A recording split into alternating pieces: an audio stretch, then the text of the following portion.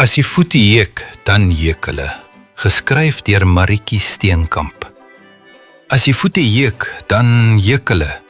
Dan haal pa die banjo van die rak af en arm trek die Kersmiswurm uit die kas.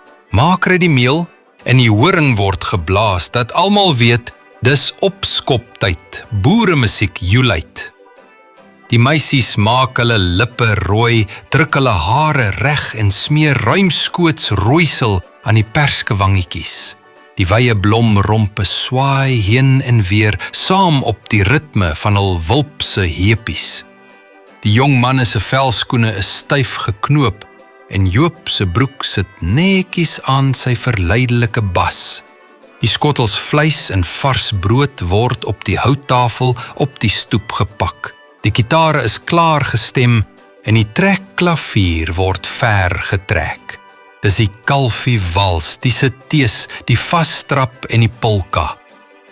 Die manne se voete wikkel en die meisies swaai en draai op die maat van die musiek. Die meel word verstrooi en ons skree balke toe.